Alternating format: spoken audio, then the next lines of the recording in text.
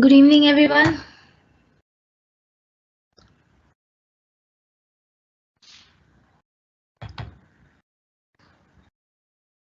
Uh, I'm sharing some notes of that I have made to make this topic to make you understand this topic a quite easier form. So just let me know that are these notes visible to you or not? Are they showing on your screens or not? Just let me know.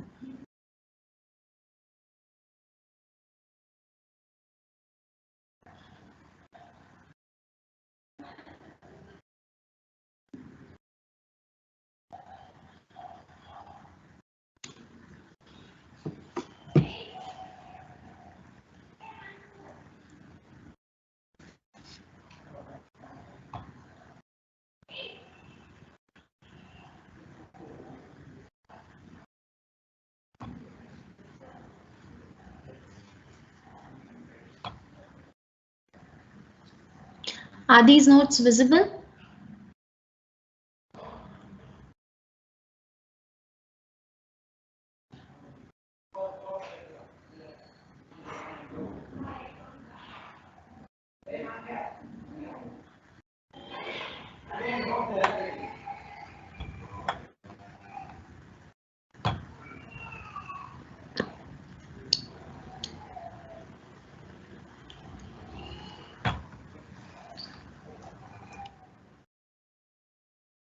Okay, so the other day on Friday, we just started the chapter performance of contract, right?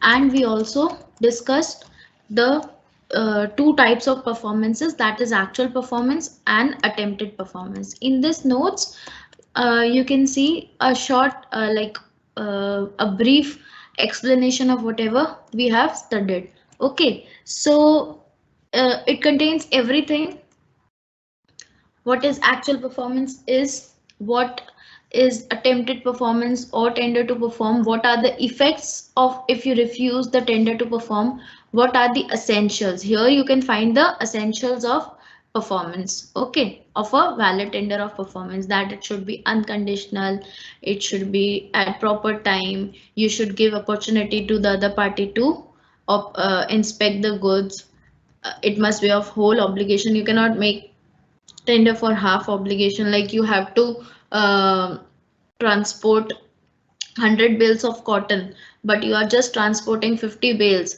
that was not mentioned in the contract, so this will not be a valid tender. Valid tender will be when it is of whole of the obligation, not half obligation. Then we have the tender must be at a proper made to a proper person, that is to whom you were bound to give the acceptance, you should give that acceptance to that person only, okay, and so on, that we have already discussed. Who should give the performance, that also we have discussed. Who can demand performance, that also we have discussed.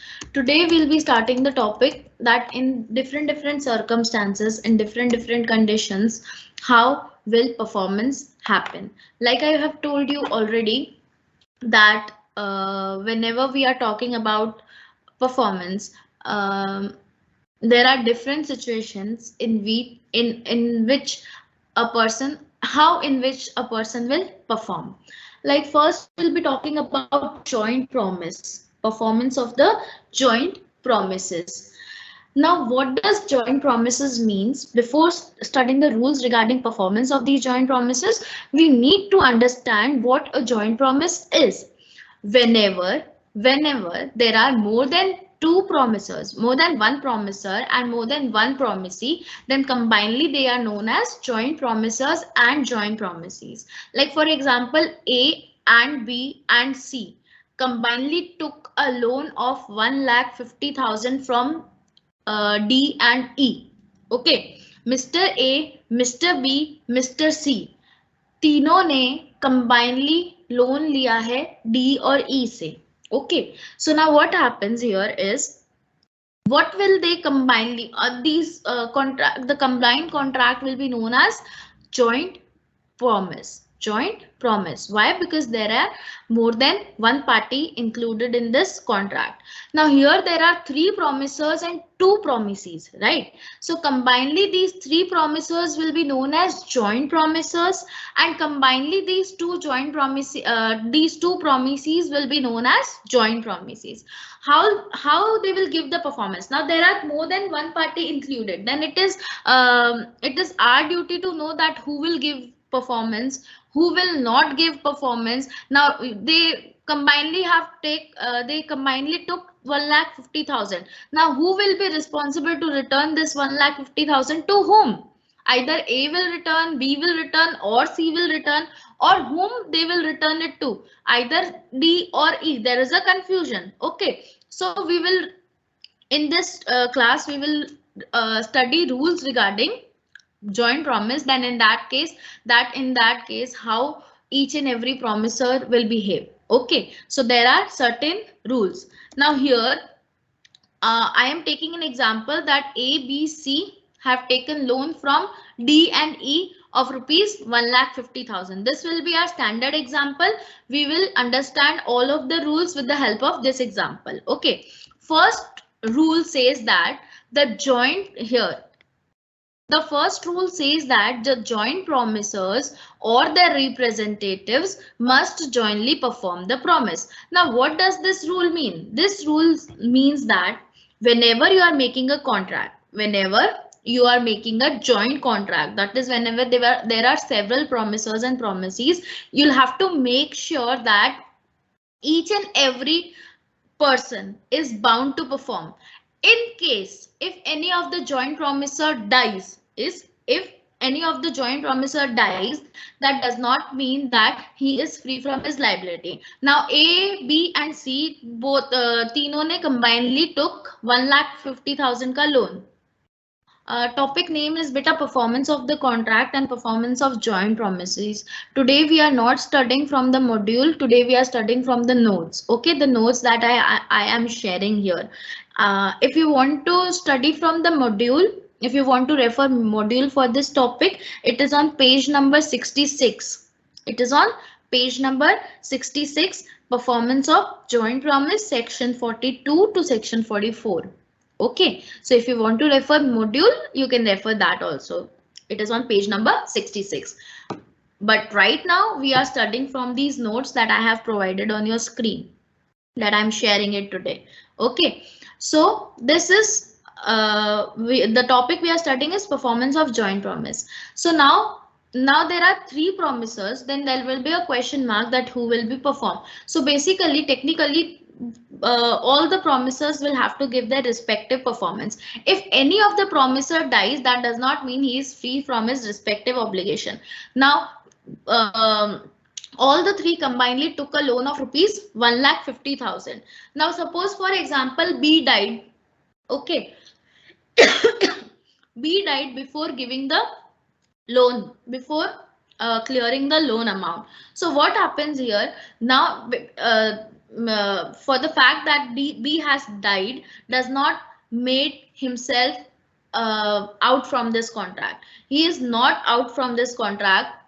A and C will not give his share. His share of rupees 50,000 will be given by his legal representative. That is, who will inherit his property after his death will be responsible to give performance. Now, if any of the joint promisor dies, that does not mean that that joint promisor is free from his liability. No, his legal representative, whosoever will be inheriting his estate, will be responsible to pay that amount in the contract. Now, for example, if all the promisor dies, A also died, B also died, and C also died. Now here also, this does not mean that this contract has come to an end. No, here also, despite of the fact that all the promisors of the contract have died, this is not done. The contract will not be cancelled. The contract will not be discharged. Here, all the legal representatives of all the promisor, that is legal representative of A, legal representative of B, and legal representative of C, all the three legal representatives, respective legal representatives, will be now bound to give the performance. Now what if if, for example, A's estate was inherited by A's legal representative, but A's estate was not equivalent to the loan. Like, for example, A's share was 50,000, but the property that was inherited by A's legal representative was just for 45,000. Now here A's legal representative will only be bound to give a sum of amount which he has inherited. His personal property will not be responsible. Now he'll not be liable to give 5,000 from his own pocket. No, he will only give the amount that he has inherited. Okay, so the first rule of joint promise says that the performance will be given by all the joint promisees. The performance will be given by all the joint promisors, or in case if the joint promisors dies, then in that case the legal representative will be bound to give the performance.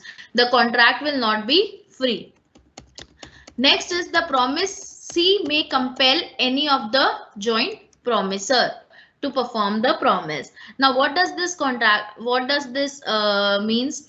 This means that, now for example, when A, B and C were entering into the contract, D and E only knew C. Okay, they have no idea who Mr. A is and who Mr. B is. So on the goodwill of C, they provided loan. Okay, so now here a promisee has an authority. A promisee has an authority that he can compel any of the joint promisor. That means what? He can force any of the joint promisor that you will pay the entire amount. Now here, for example, D and E both compelled C to pay the entire amount. They told that we do not know who A is, we do not know who B is. We have given you rupees 1,50,000 on your goodwill. We know you, so you will give our 1,50,000 complete. Okay, so now what happens here is 1,50,000 will be given by C alone. A and B will not give in this situation. Reason behind this is because promisee has compelled C. That is, promisee has forced that only will take this amount from C, no, not from A, not from B. So here what happens, promisee has a right. In that situation, the performance will be C will perform, that is only C will give rupees 1,50,000, not A and B. Now here the twist is, although C is giving the entire amount, but that means A and B are free from their liability. No, the next point. In the next point, we'll understand that if one party is compelled, if one promisor is compelled to pay the entire amount, is forced to pay the entire amount, then in that case, remaining promisors are not free from their responsibilities. The amount they have given, the amount C has given to D and E, A and B will be liable to give their share to C now, not D and E, because C has given the entire amount. So there is one more point here, that the promisee may compel any of the joint promisee to perform the promise. That is, any of the joint promisee can force any of the joint promisor to give the performance. The joint promisor which the promisee has compelled will not say no. He'll be bound to give the entire performance. Similarly, that I told you that we'll discuss it in another point. The another point is, joint promisors are liable to contribute equally. Next point is rights and liabilities of joint promisees amongst joint promisors amongst themselves. Now, what does that mean?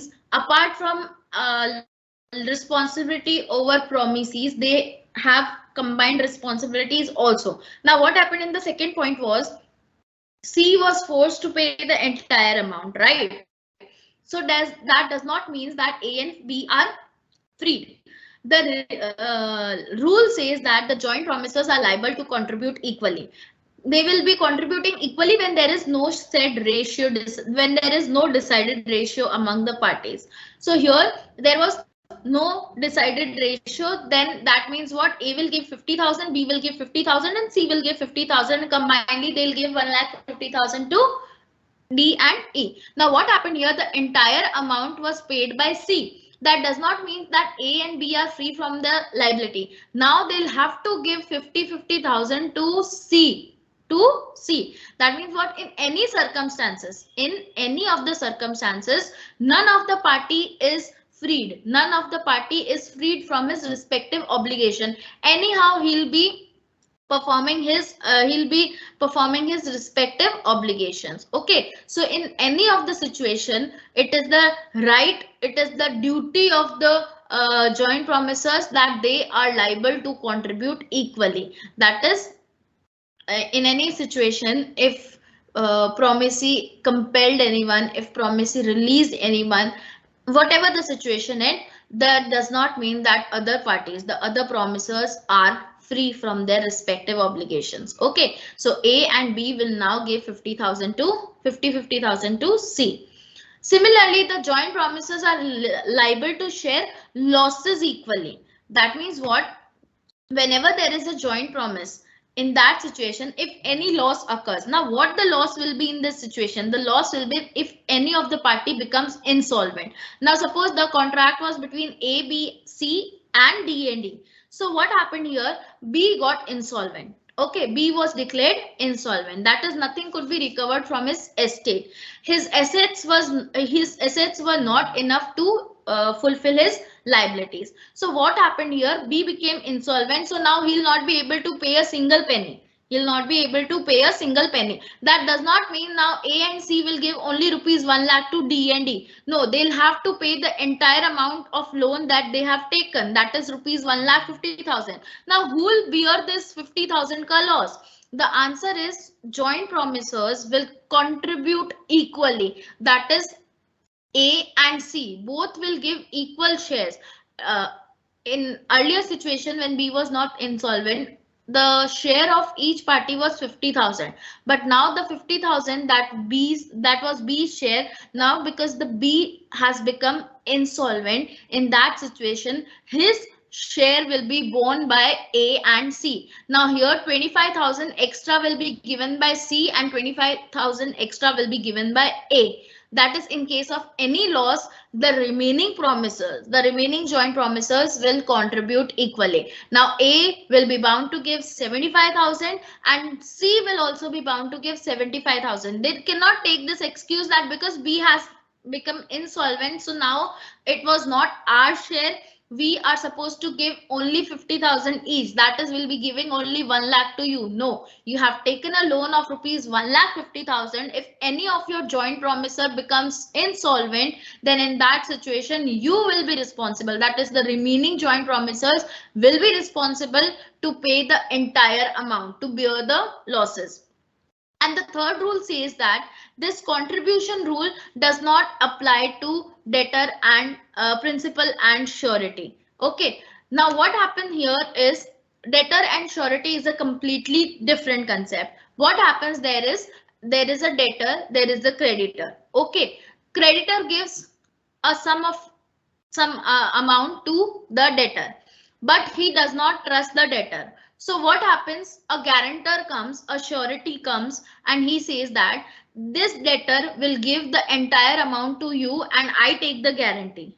That means what? In case if this debtor fails to pay this amount to the creditor, then the surety will be responsible to pay the entire amount. So this rule of contribution, that they'll share the losses equally, does not apply to principal, debtor and surety. Reason behind this is surety will always have a secondary liability. That is, in case if the debtor fails, then only surety will be responsible.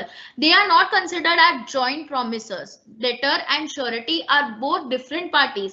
They are not considered as joint promisors. So any of the rules we are studying here is not applicable on debtor and surety. Reason behind this is surety always have a secondary liability. If debtor fails, if debtor becomes insolvent, if debtor is not able to pay the entire amount, then only surety will come into the radar. Okay, apart from the situation, if the debtor is able to pay the amount, then he cannot say that half amount I'll be paying and half amount you will be paying because you have taken you are my surety, you have taken guarantee of me, so you'll be paying this. No, he will never have, a surety will never have the primary liability. He'll never share this kind of relationship. His liability will always be secondary. In case if debtor is unable to pay the amount, then only surety will come into limelight, else surety cannot be held responsible for anything. So we say that this rule of contribution is not applicable on debtor and surety. Next is the promisee may release any of the joint promisor. The promisee, just like point number 2 where we studied that a joint promisee has a right to compel any of the joint promisor. That is, he can force any of the joint promisor that you will pay the entire amount because we know you. But similarly, he also has, joint promisees also have a right that they can release or any of the joint promisor. That means what? Now here there are three parties, A, B and C. So D and E has a right that they can release that, okay, A, you do not pay your share. You do not pay your share. Entire amount will be given by B and C. Okay, fine. This promisee has this authority, but that does not mean that A will not pay his share now. Now, because B and C are sharing, are giving the share of A, that does not mean now A is free. A will be bound to, although he has been released by the joint promises, but the remaining joint promisor will give rupees 1,50,000 only. They do not have the choice that because A has been released by you, so we'll only give 1 lakh rupees now. No, they'll be giving 1,50,000. But the 50,000 share of A will be sharing this with B and C. Okay.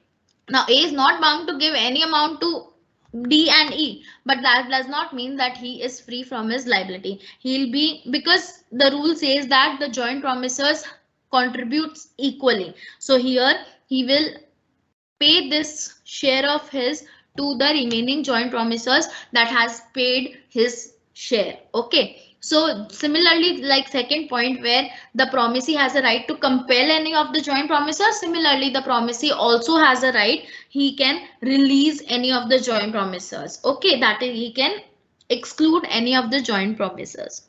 Last is devolution of joint rights. Devolution of joint rights means the rules that we have studied, the three rules that we have, sorry, the four rules that we have studied right now for joint promisors. Similarly, those rules apply to the joint promisees also. That is, in case if any of the joint promisees dies, then the legal representative of joint promisee will receive the share. That does not mean now if D dies, then the entire 1,50,000 will go to E. No, only half of the amount will go to E and half of the amount will be gone to the legal representative of D. So all the points we have studied for the joint promisors, similarly these point applies to the joint promisees also. Now for example, if there is a loss, if all of the joint promisors became insolvent, A, B and C combinedly, both three of the parties became insolvent, so there is a loss of 1,50,000. This loss will be borne by D and E equally. Okay. So all those rules which are applicable on joint promisors, similarly those rules are also applicable on joint promisees. Any doubt in this topic?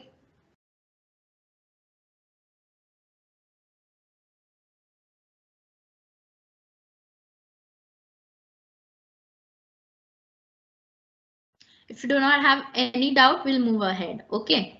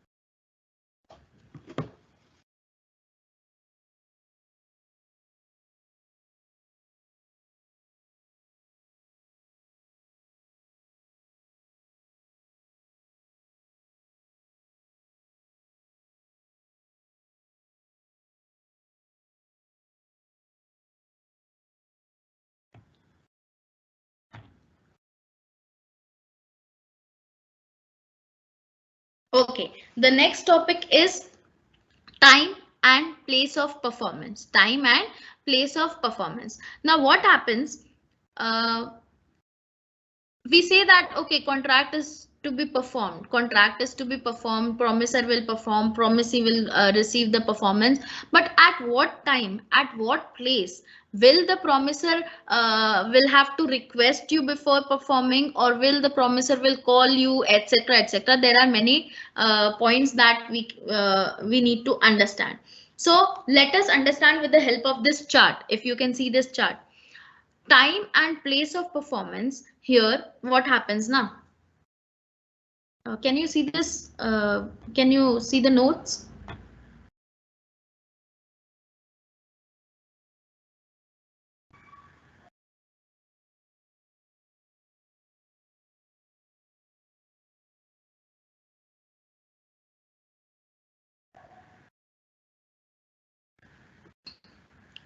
You guys don't reply only. Okay,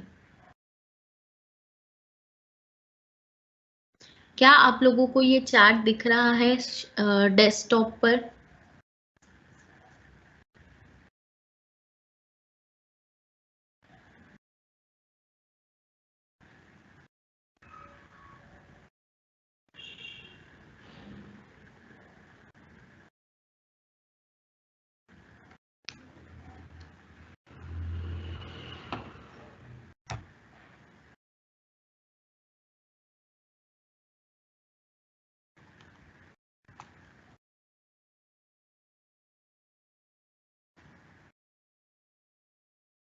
Can you see it now?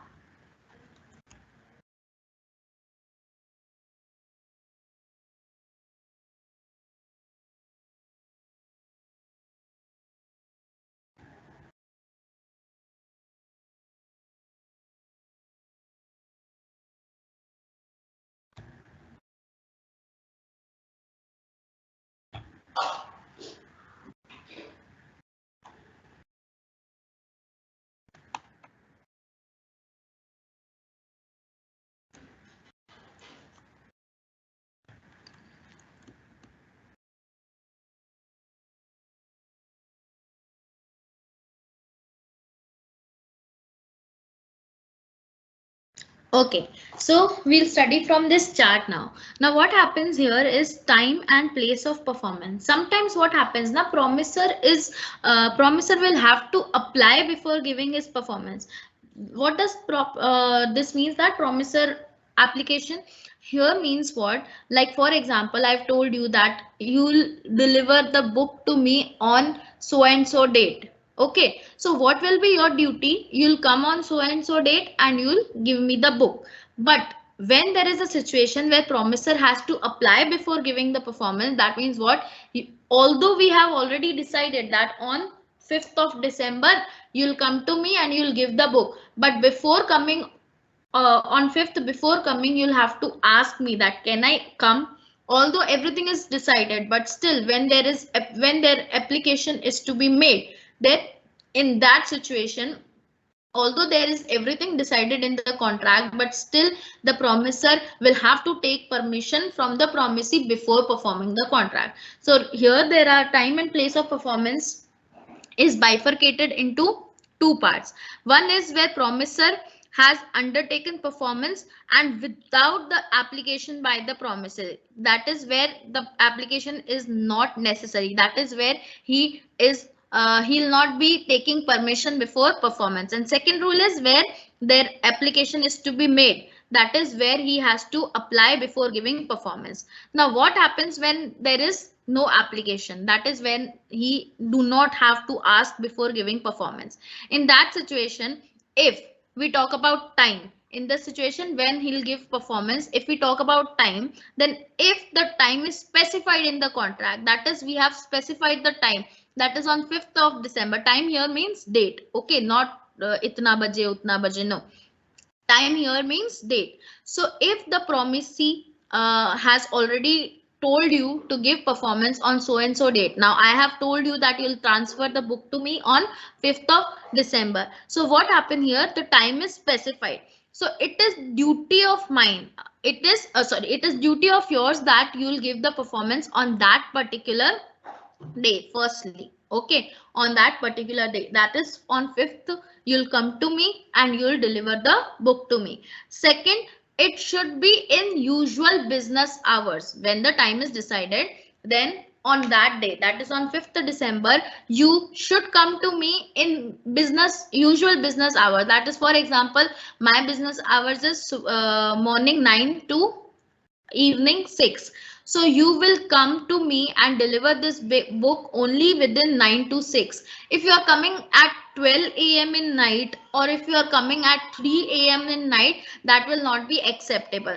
So although the time was decided, that is on this date you have to come, the date is not enough. You'll have to give your performance in usual business hours. If you are not giving your performance in that particular business hours, then it will not be valid performance. Okay, and lastly, the place will be the usual business place. That is wherever the business is conducting, wherever the business is going on. You cannot go at any place. For example, you are coming at my house at 12 a.m. and giving your performance. No, this will not be okay. This will not be done. You'll have to come on that particular day that we have uh, decided, and on that day you will not wait for my permission that I will call you and I will tell you, okay, come now, you can give your performance. No, you do not have to wait for that.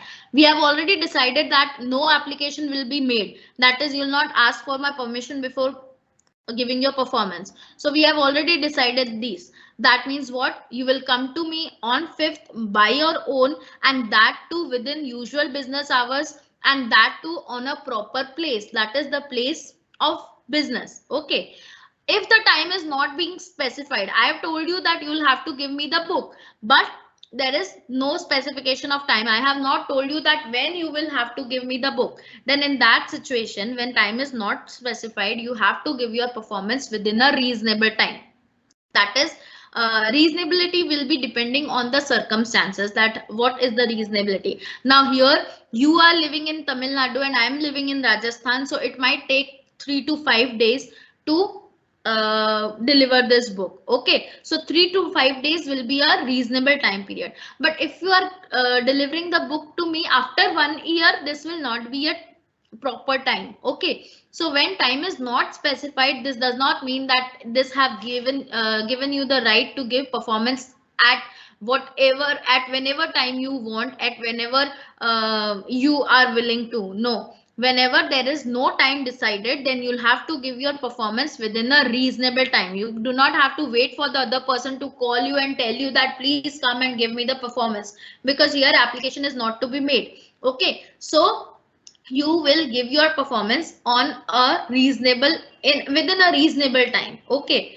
next is when place is specified and no application is to be made. That is, we have already specified the place. In that situation, you'll have to come and give your performance at that particular day on at that particular place only. For example, I have decided that you'll come to my home and deliver the book. In this situation, you'll not go anywhere else. You'll not go to my godown, you'll not go to my business place, you'll not go anywhere. You'll have to come to my home if you want to give a valid performance. Okay, but sometimes what happens, we fail to decide the place, that is where you'll have to give the performance. Now I've told you that deliver this book to me on 5th of December, but I haven't told you that where you have to deliver this book. Okay, so in that situation, it is promisor's duty. It is promisor's duty to ask the promisee a relevant place. Now it will be your duty. You will call me and you will ask me that because you have not decided any place, that is where I have to deliver the book. So please kindly give me instruction where I have to deliver the book. It will always be promisor's duty. Here, if the promisor fails to give his performance, then he cannot take this excuse that promisee never told me where to come. Okay, it is your duty. If the place is not decided in the contract, then it becomes your duty that you should ask the promisor that where should I come, where should I give the performance, where should I deliver the book. Okay, So if the place is decided, then you are bound to give performance on that specific place. But if the place is not decided, it will be your duty. That is, it will be promiser's duty to give proper performance at proper place. Now, for example, if I tell you that you come to my home and give me the book, now you'll come to my home only. If you are going to my go down, that will not be a valid performance. Okay. So remember this thing, when there is no application to be made, that is when promiser need not wait for the permission of the promisee, need not wait for the call of the promisee. He has to independently give his performance in that situation. If time is not specified, then you'll have to give your performance at a reasonable time, and if time is specified, you'll have to give your performance on that particular day within reasonable within business hours and on the usual business place. And if the place is decided, you'll have to give your performance on that particular place. If place is not decided, then it will be promiser's duty to ask the promisee for the place. So this is all about the points related to where the promiser has to perform independently. That is, he need not wait for application.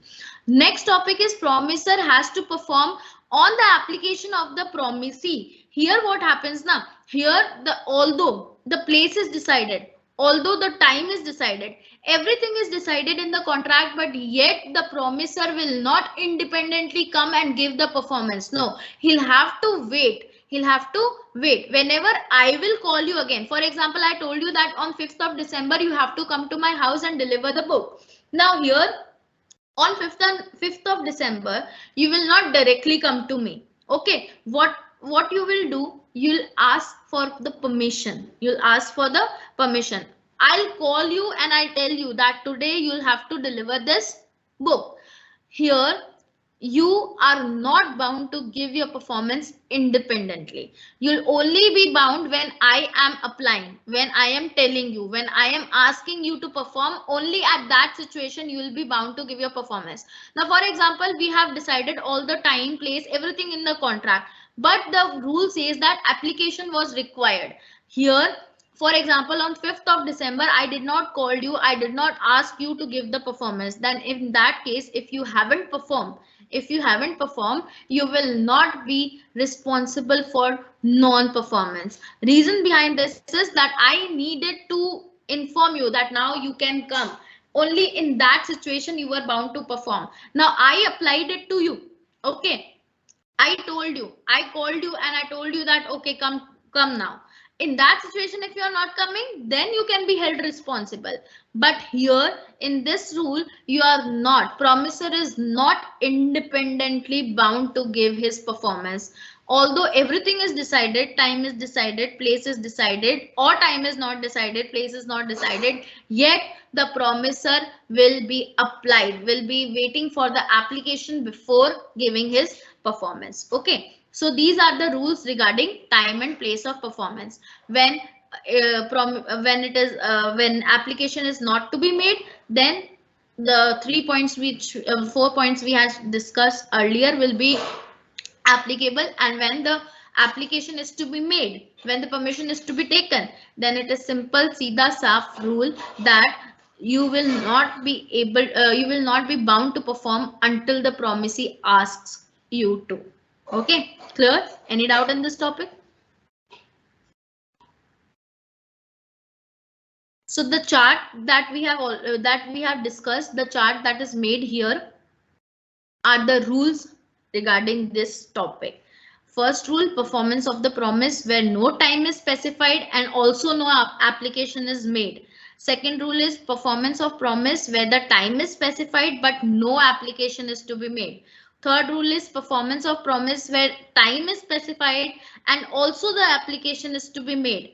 And fourth rule is performance of promise where no place is specified and no application is made. And last is performance of promise where the manner, time for performance is prescribed by the promisee. These 5 rules are explained in an easy way with the help of this chart. Okay, these 5 rules are also in your modules. So whenever you will read these from your modules, just look after this chart. Okay, just take a glimpse of this chart. This chart will be helpful. This is a short form of the all the rules. Okay, understood? Any doubt till here?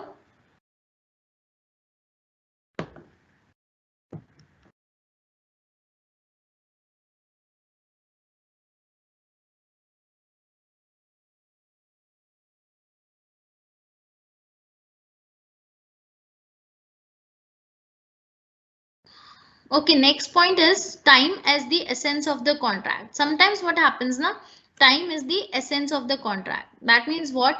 If you will not give performance on time, then there will be any loss, or there will be circumstances where party where there where there can be heavy losses or any situation. Okay, so what happens here is, whenever time is considered as the essence of the contract, it is very important that you should give your performance in that time period. Okay, if you're not giving your performance in that particular time period, then the contract can also be cancelled. The contract can also be cancelled. All the contracts that we have already discussed in the above classes, or we have discussed today, there was no time limit. If time is not specified, you can give your performance as reasonable time, all that we have discussed. But when the time is the essence of the contract, then it is very important, it is very necessary that you give your performance in that respective time period that that we have discussed in contract. There are three situations where you can presume that the time is the essence of the contract. There are three situations where you can presume that time is the essence of the contract. First is where the parties have expressly agreed to treat the time as the essence of the contract. If the parties has already decided that time is a very essential factor in our contract, in that situation you are bound to give performance on time. If you're not giving it on time, then the contract can be cancelled, then the damages can be recovered from you. Second situation is where the delay in performing the contract operates as an injury to the party. That means what? Sometimes there are such contracts where if you do not give your performance timely, then it may the other party may get harm. Like for example, doctor and patient. What happens here? Whenever the patient is coming to your hospital, the first thing the doctors do is, whenever there is a critical situation, the doctors make you sign a contract. In that contracts, it is clearly written that if anything happens to your patient, which if we perform with all our due diligence, and after that also we are not able to save your patient, then it will not be our responsibility. So they make you sign a contract. So basically there is a contract between the patient and the doctor. Now for example, if now here, if doctor commits any delay in performing, that is if there is any surgery to be undergone and the doctor delays its performance, the doctor fails to come early, the doctor fails to give his performance on time, and in this situation the patient may die, the patient may even die. So what happens here is, if the doctor creates any delay, if the doctor does any delay, then in that situation it may cause a very huge harm to the patient. So in these kind of situation where where delay in performance of one party can cause harm to the other party, in that situation also time is considered as the essence of the contract. Okay, so here also if you are not giving your performance timely, then it could incur huge losses. And third is where the nature and necessity of the contract requires the time to be essence of the contract. Sometimes what happens, the nature of the contract is such that there you are bound to give performance timely. Like for example, shares. If we talk about shares, the value of shares is very fluctuating. It fluctuates each and every time, right? So what happens here is, if you delay for even 1 second, your share might go to loss or your share might be very profitable. So when there are situations where the price of the goods, where the price of the contract, wherever the nature of the contract is such that it is fluctuating every second, like for example gold.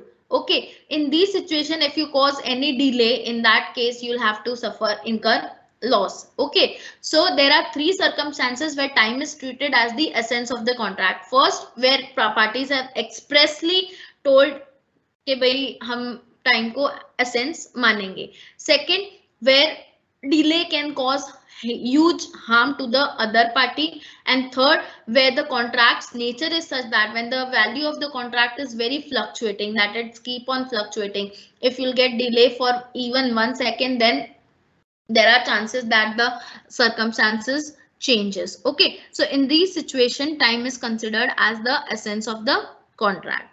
So if time is considered as the essence of the contract, and if you fail to perform, if you fail to give your performance on time, then the contract can be cancelled. Now, what are the effects of non-performance of contract within the fixed time? Now, what happens if you do not give your performance within the fixed time?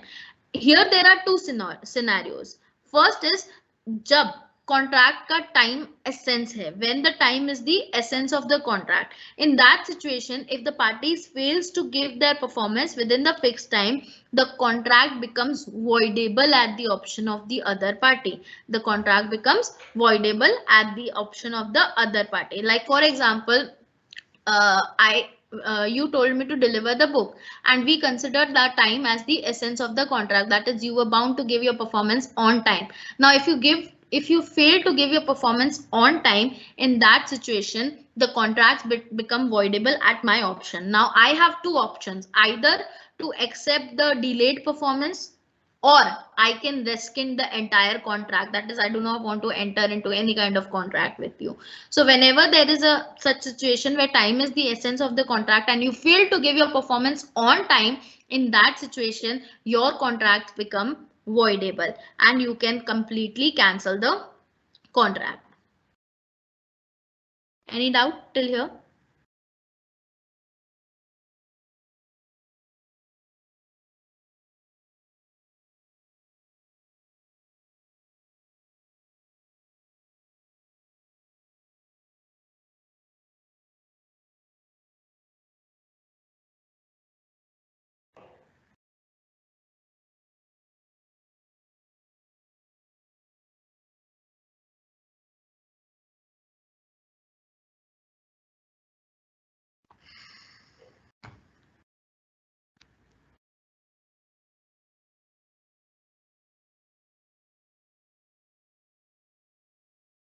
Okay, so when you refuse to give, when you fail to give your performance on time, what are the effects? Firstly, the time, if the time is treated as the essence of the contract, in that situation, your contract becomes completely voidable.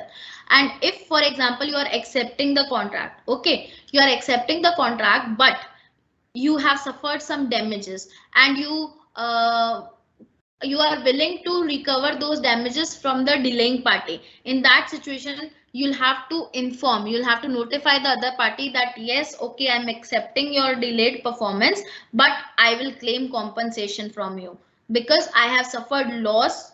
Now, for example, I told you that you'll come and give your book on 5th of December, and we will be treating this as an essential element, time as an essential element here.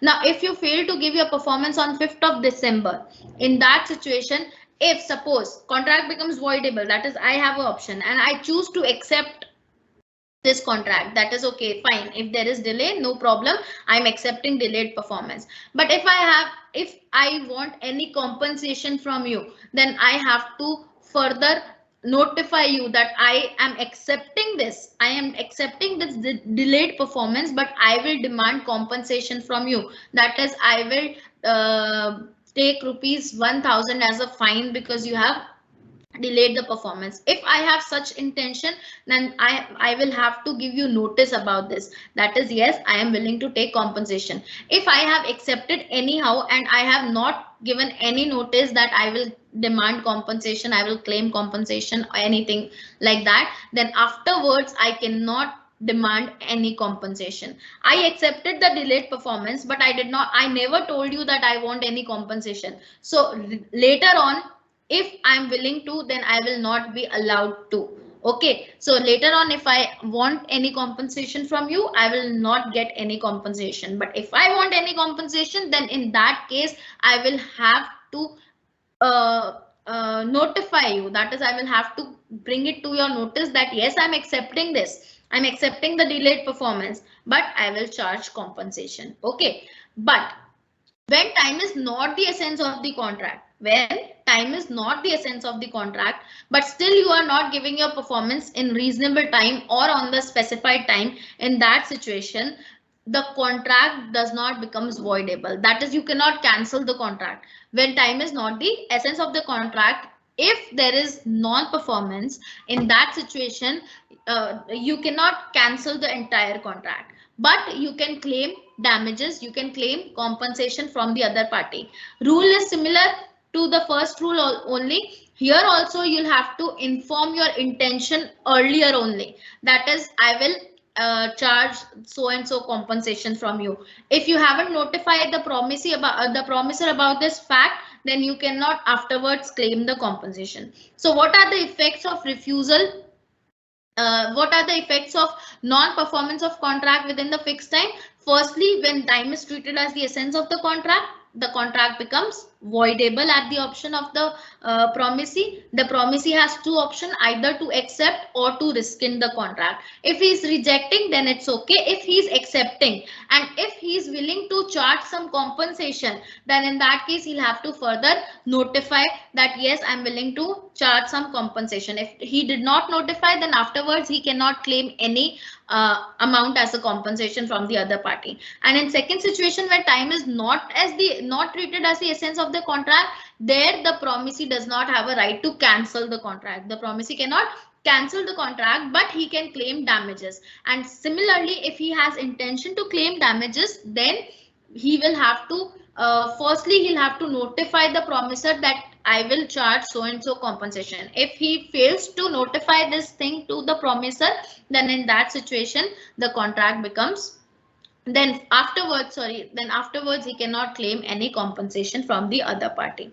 Is it clear?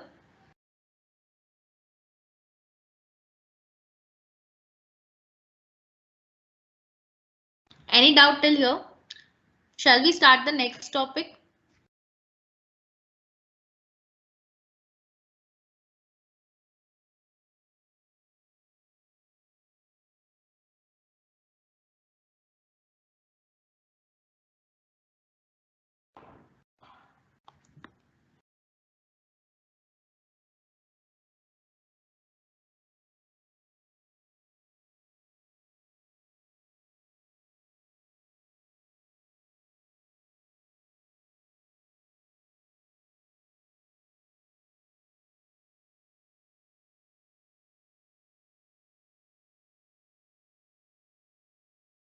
Are you guys able to see these notes?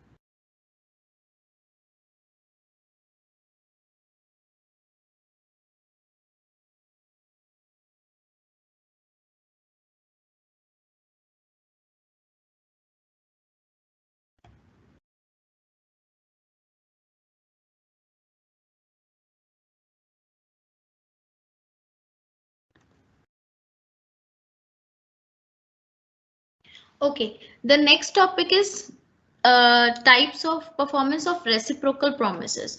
Now, before understanding the performance of reciprocal promises, let us understand the concept of reciprocal promise. What is the meaning of reciprocal promise? Reciprocal promise means promise against promise. If I sum up in a brief then it means promise against promise. Whenever you are not actually performing, you are just giving a promise to perform in future. That is known as reciprocal promise. Now, for example, I told you that I went to a gold shop, a jewelry shop, and I ordered a gold necklace. Okay, but I told the jewelry shop owner that I will come on Dhanteras and I will receive this gold necklace on that day. Now, what happened today is I promised the jeweler that I will come on Dhanteras and receive this necklace. Meanwhile, the jeweler also promised me that is on Dhanteras I will deliver this necklace to you. Now, what happens here is the concept here is today we are not doing anything. Today, I am not going to the jeweler shop giving money and receiving the necklace. Neither does the jeweler doing the same thing. That is, he is receiving money and giving the necklace. Nothing is happening today. Today, we have just exchanged promises. When you're just exchanging promises, actually, you're not giving any performance. This is known as reciprocal promise. In reciprocal promise, the consideration for one party is the promise of another party. Okay, so here the consideration is promise. Here the consideration is promise. So this is the concept of reciprocal promises. There are three types of reciprocal promises. We'll understand all the three types and simultaneously we'll understand the rule of performance also, that in this situation, what is the rule of performance. First type of reciprocal promise is mutual and concurrent.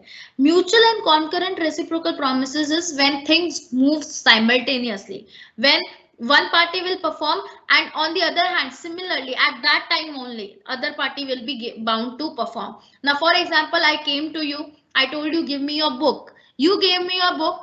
Meanwhile, hath to hath, hand to hand, I gave you money. This is mutual and concurrent reciprocal promise where both the parties are bound to perform equally at the same time. Nobody will wait for the other party that once she will complete the performance then I'll start. No, there is no such concept.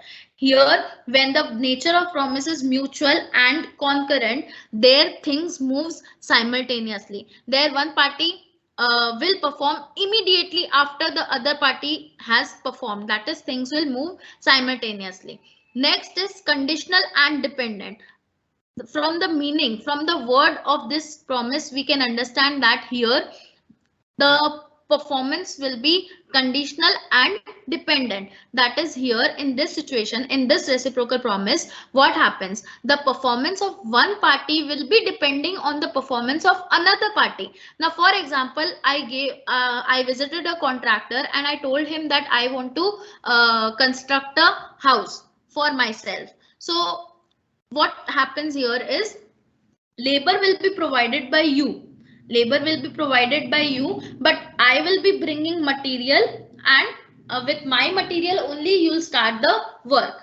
Now what happens here is the contractor will start his work only when I give the material. Now if I'm not giving my material, if I'm not providing any material to the contractor, then he'll not start working. Reason behind here this will be that his performance will be dependent on my performance. His performance will be dependent on my performance. Once I'll give my performance, then only he'll be able to give his performance. Once I'll bring the material, then only he'll be able to start the construction work. Okay, so unless I complete my obligation, unless I give the material to the contractor, he'll not be bound to give the performance. Now if I'm delaying my performance, then the contractor's performance will also get delayed and I cannot blame him for non-performance. Reason behind that is his performance will be dependent on mine. Okay, so in conditional and dependent reciprocal promise, the situation is the one party's performance is dependent on the other party's performance. The other party will not be bound to perform unless the first party performs. Okay, so in first situation where the reciprocal promise was mutual and concurrent, there both the parties were bound to perform simultaneously. But when we talk about conditional and dependent reciprocal promises, here one party will be bound to perform only when other party has given his performance. If he's not given his performance, then the other party will not be bound to give his own performance, because his performance performance is dependent on first party's performance. Okay. And third type of reciprocal promise is mutual and independent. Mutual and independent reciprocal promises means here all the parties need to give their performances respectively. None of the party has to wait for any other party to give the performance. Here each and every party will perform independently, will not wait for the other party to perform, will not ask for the permission of the other party. Now here what happens, I've given the contract entire, I've given the contract of lock and key. Lock and key contract means what? The contractor will build the entire house, and once the construction of this house is completed, he'll hand over the keys of the house to me. Material will also be his forte, and this labor will also be his responsibility. Now what happens here?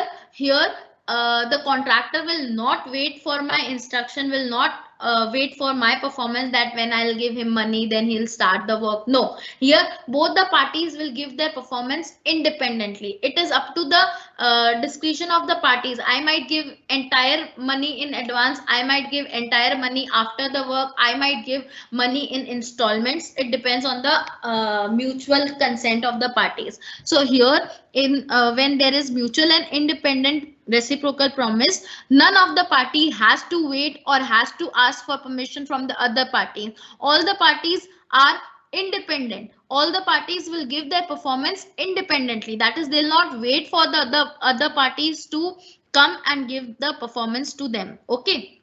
So this is the third type of reciprocal promise. So the rules of performance in these promises are, first, if we talk about mutual and concurrent, in that case performance will move simultaneously. One party will perform, other party will perform, other party will perform, other party will perform, like this. Okay, simultaneously, hand to hand performance will move. But when we talk about conditional and dependent, here the rule of performance says that the performance of one party will be dependent on the performance of other party. Unless one party has given his performance, the other party is not bound to give his performance. Okay. So in second situation where there is conditional and dependent reciprocal promises, the rule says that the performance of one party will depend on the performance of another party. And lastly, when there is a mutual and independent reciprocal promises, there the rule says that the performance is independent. None of the party has to wait for the other party to give their performance, or they will perform simultaneously. There is no such rule. Here all the parties will be bound to give their performances independently. That is, whenever they are willing to give, they have to give their performance. They do not have to wait for the other party to give this performance. Okay, clear? Any doubt till this topic?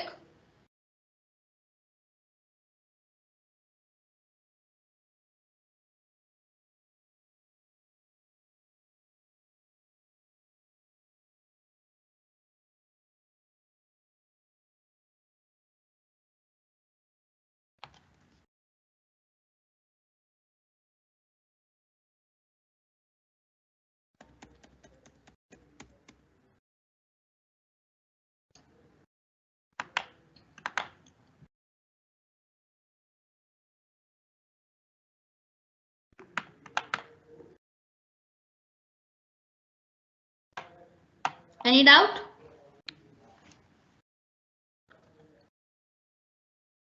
Lastly, we have appropriation of payment. Appropriation of payment.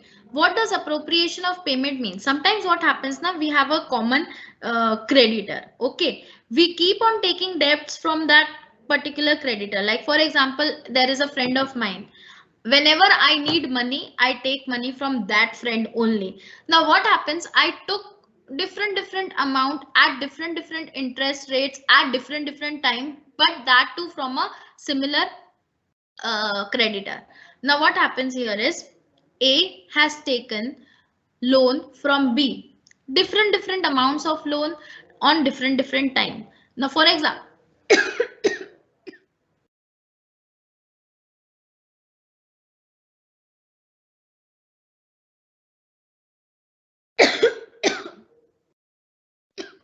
sorry,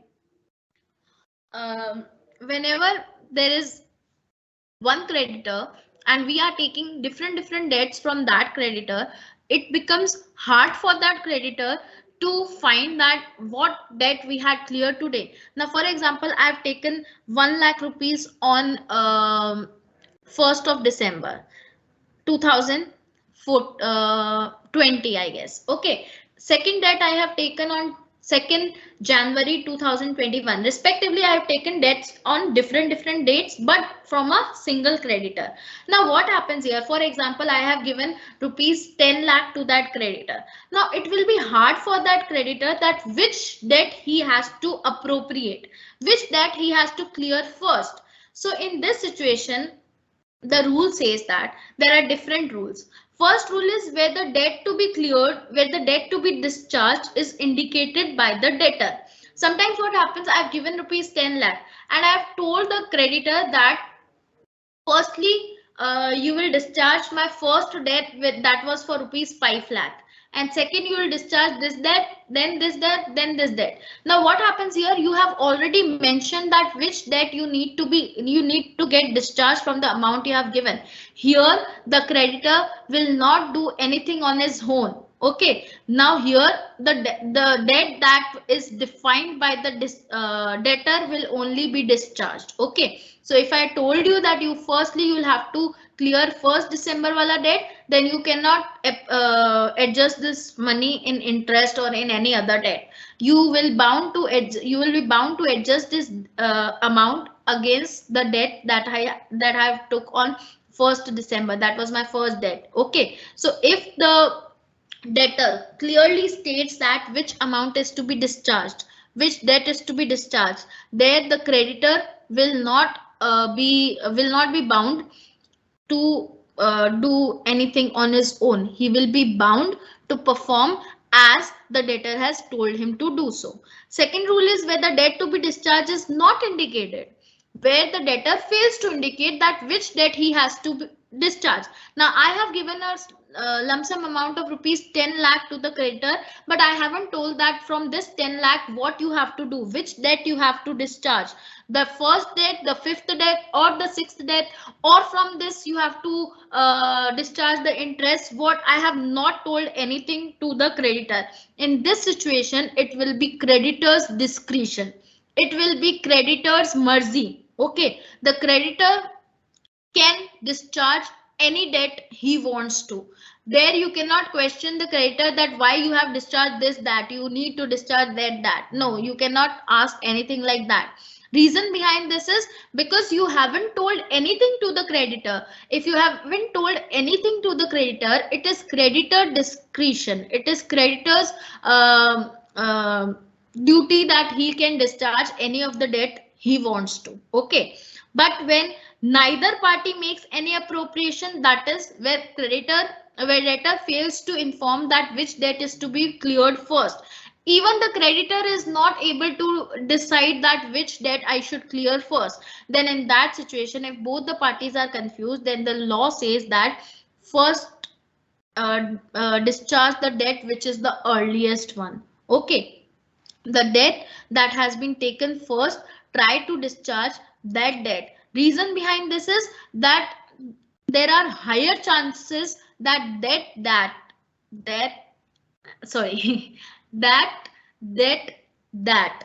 is wo wala loan. Okay, so that will become time barred. So whenever both the parties fail to decide which debt is to be discharged first, at that time, the thing you should do is first destroy the debt which was earlier taken, which was on the first place. Reason behind that is that debt will become time barred soon, and if that debt becomes time barred, then you will not be able to recover that debt. Okay, so it is advised that firstly you need to clear the debt which was taken at the earliest point. Okay, and last rule is appropriation towards interest. Whenever you are not being told that what thing should be done first, which debt is to be cleared first, then in that situation, first try to wipe out the interest. Reason behind this is if you are giving any amount on loan, your income will be the interest you are receiving, right? So do not stop that income. Okay, firstly, if I have given you rupees 10 lakh, then first duty, and I have not told you that what you have to do with in which debt you have to adjust this amount. Then first and foremost, what you do, you calculate the interest of each and every debt, and you adjust the amount firstly in that interest, so that you will receive this interest in the next month also. This is known as banya buddhi. Okay, you first you discharge, first you wipe out the interest, and if after that there is some amount remaining, then you adjust that amount with the principal. Okay, so the rule regarding interest says that whenever the creditor or debtor are not able to decide, and the debtor has not told that which debt is to be wiped out, which debt is to be get discharged, or which interest is to be discharged, in that situation, firstly just discharge the debt which was earlier taken, because there are higher chances of that becoming time bar. And secondly, wipe out the interest first. If you want good income in future, then first discharge the amount of interest. If you wipe out the interest, then in that next month you will receive interest again. Okay, if you will wipe out the entire debt only, then you'll not get any interest in future. Okay, so try to do that first. Any doubt till here? We have completed this chapter, performance of contract. Any doubt if you have in this chapter? Regarding previous year questions, once I'll get that from the institute, then I will give it to you by myself. Okay, I have told them to provide this. They'll be providing previous year's questions soon.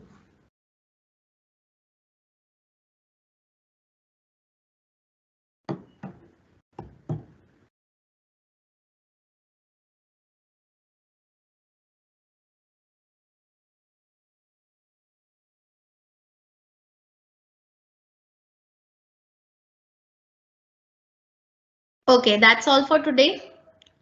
If you guys have any doubt in any of the topic, please ask me here. I'm here itself. And if you have no doubts, then you may leave the class. Thank you, everyone.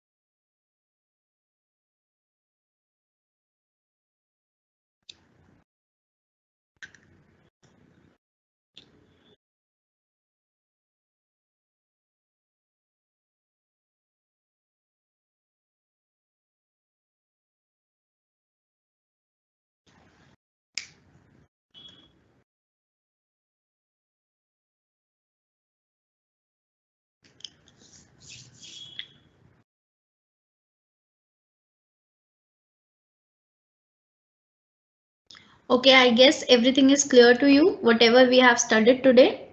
And regarding notes, regarding previous year questions, etc., all the topics I will discuss with the faculty, with the director, and I will let you know soon. Okay, how I can help you with this. Okay, I will try my level best to help with each and every query of yours. Okay, don't worry, you'll get each and every answer. Clear? Okay, thank you everyone.